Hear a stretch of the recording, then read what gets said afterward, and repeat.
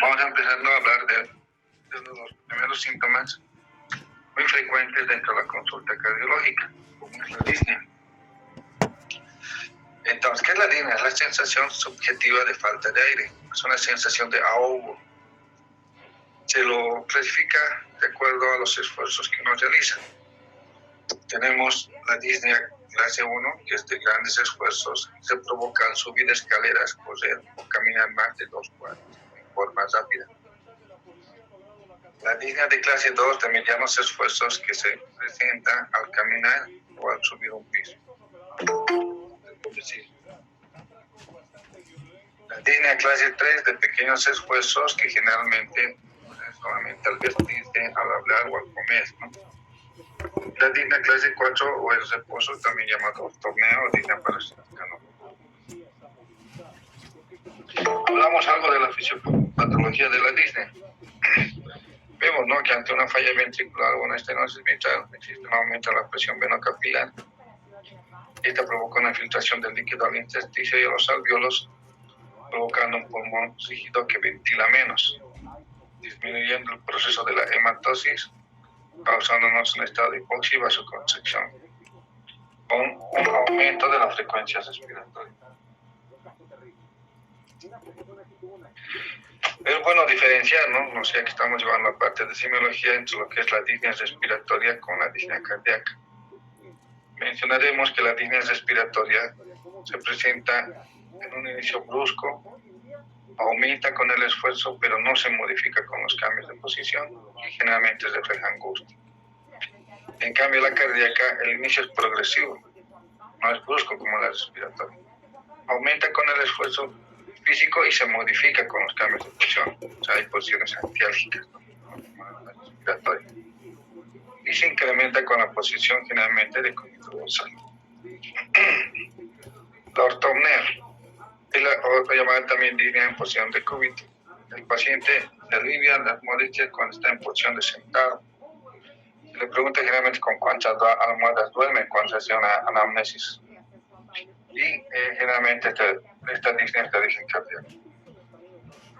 La platimia, otra disnea en posición sentada. El paciente alivia en posición de decúbito y es una disnea de origen respiratorio. O sea, es la diferencia, ¿no? Cuando es de origen respiratorio lo llamamos platimia y cuando es de origen cardíaco, ortopnea. Disnea parasítica nocturna. Es un episodio de disnea agudo de inicio brusco, donde despierta al paciente y se levanta de la cama para tomar aire. Generalmente tiene una duración de minutos. Asma cardíaca. Paciente generalmente con insuficiencia cardíaca que presenta disnea parasítica nocturna asociada a tos y sibilancias.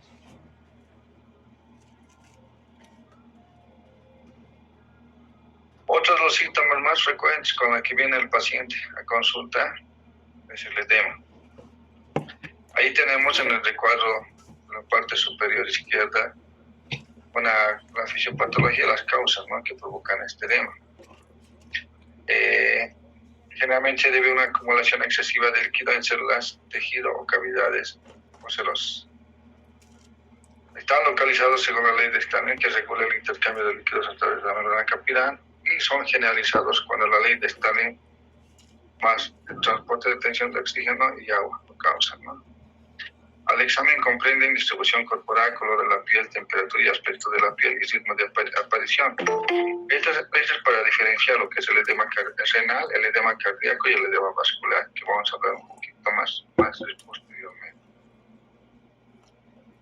Si ustedes ven la fisiopatología, mucho tiene que ver, ¿no?, la presión hidrostática y la presión osmótica para regular este tipo de patología. Según Godet, se divide en 4 grados. Ahí están con los esquemitas, ¿no? El grado 1, generalmente la leve depresión, no causa mayormente distorsión y la desaparición casi es instantánea. Generalmente abarca hasta 2 milímetros. En el grado 2, la depresión llega hasta los 4 milímetros y tarda en desaparecer hasta unos 15 segundos. En el grado 3, la depresión llega hasta los 6 milímetros y la recuperación de la forma es generalmente hasta 1 minuto. en el grado 4 la depresión es hasta 1 centímetro y la persistencia generalmente es de 2 a 5 minutos. O sea, poco a poco se va volviendo la elasticidad de la piel azul. ¿Qué es el edema cardíaco? Generalmente el edema cardíaco es simétrico, frío,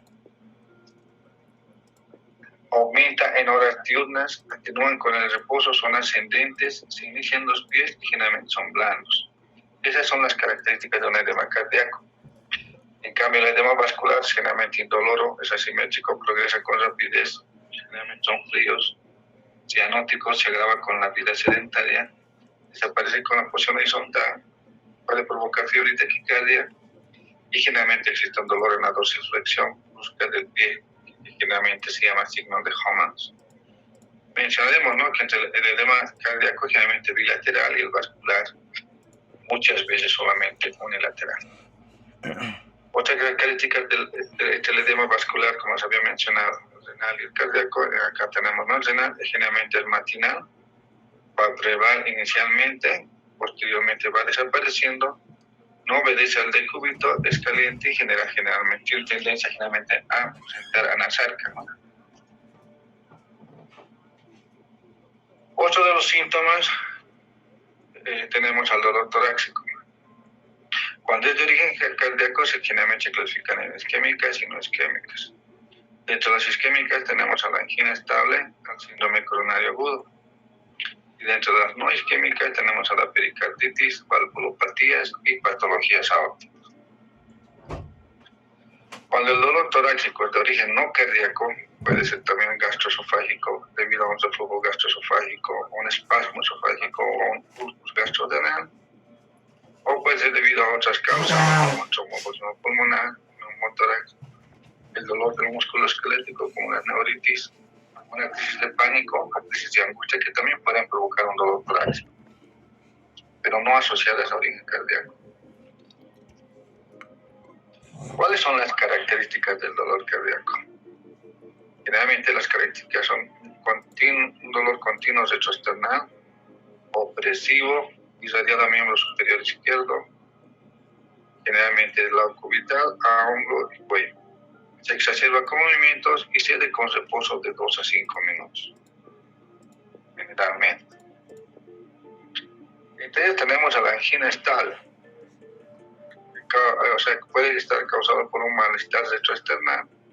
En los 3 últimos meses no cambia ni la frecuencia, ni la intensidad, ni el número de eventos. Es continuo, es de una duración aún menor a 20 minutos y en un promedio de 2 a 5, causado por estrés emocional o ejercicio y que se dé con reposo o utilizando nitroglicerina. La angina inestable es reciente, menor a 3 meses, es progresiva, aumenta en frecuencia, duración e intensidad, o sea, es más progresiva, no como la otra, ¿no?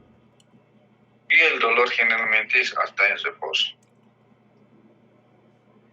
El infarto de miocardio es de mayor intensidad, la duración es mucho mayor, generalmente es 30 minutos y puede aparecer en reposo, sin mejora clínica en reposo o con nitroglicerina. Estos mucho varían, ¿no?, como hemos mencionado anteriormente, con la angina estable, que generalmente cede con el reposo o utilizando la nitroglicerina. En cambio, el infarto de miocardio no cede. Una de las causas más frecuentes son las palpitaciones. ¿Qué son las palpitaciones? Son la percepción consciente de latidos cardíacos bajo forma de un golpe precordial. Finalmente, lo sentimos cuando hacemos mucho esfuerzo físico, ¿no? Fisiológicamente podemos lograr sentirlo. Dentro de algunas manifestaciones periféricas por las cuales viene una consulta cardiológica están los acufenos, los fosfenos y los mareos.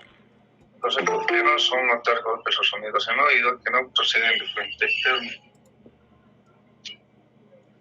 Los fosfenos es la sensación de ver manchas luminosas. Y los mareos es la sensación de vértigo e inestabilidad en la cabeza y malestar en el estómago. Otras manifestaciones periféricas tenemos a la lipotimia, el síncope y la cefalea. La lipotimia es la pérdida de tono muscular sin pérdida de conciencia por disminución de flujo sanguíneo. El síncope es la pérdida brusca y transitoria de la conciencia de inicio repentino, pero es de corta duración. Entonces, la diferencia entre la lipotimia y el síncope es la pérdida de conciencia, ¿no? La síncope sí hay la pérdida, pero es repentina, de corta duración, la lipotimia sin pérdida de conciencia. Y la cefalea es el dolor en cualquier parte de la cabeza. Ahí tenemos, ¿no? Nuevamente la definición de síncope, la pérdida de conciencia súbita y transitoria asociada a pérdida del tono postural, con recuperación espontánea y completa como consecuencia de hipoperfusión cerebral global transitoria.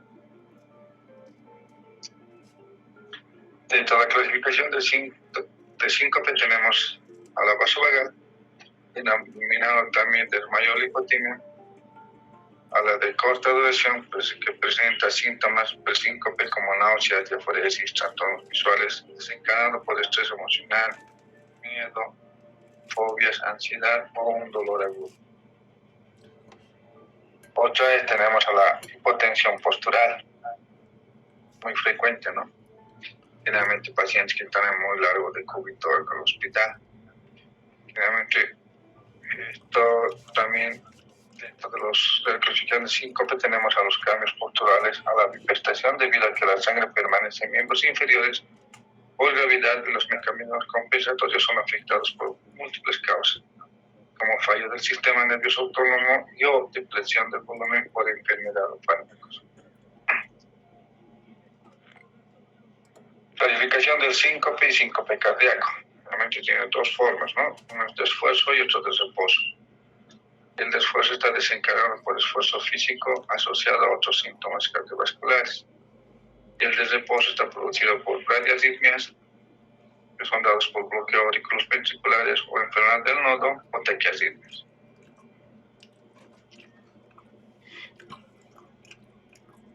Otra causa muy frecuente es la cianosis. ¿Qué es la cianosis? Es la coloración azulada de la piel o mucosas. Existen dos, ¿no? La central y la periférica. Dentro de la central compromete los labios, la lengua y la mucosa bucal. Hay compromiso de mucosas, la temperatura de la piel generalmente es tibia, hay signos de hipoxia crónica, con administración de oxígeno modifica y no modifica con calor local. Generalmente hay la tendencia en la periférica que son en las manos, pies, dedos y lechos unguiales. Si ustedes van viendo, la central compromete labios, lengua y mucosa bucal. Cuando vengan ese tipo de coloración, en estas partes del cuerpo, generalmente hablamos de cianosis central. Y periférica cuando ya es, ¿no? A nivel de las manos, pies, dedos y lechos unguiales. Generalmente no hay compromiso de mucosa, la temperatura de la piel es fría, no está asociada a hipoxia crónica, existe disminución de cianosis con calor local y no se modifica con el oxígeno, a diferencia de la central, ¿no? Bueno, muchachos, como ustedes ven, el tema es muy corto, son síntomas mucho más frecuentes que se pudieran presentar dentro de lo que es la parte de la semiología cardiovascular. ¿Alguna pregunta?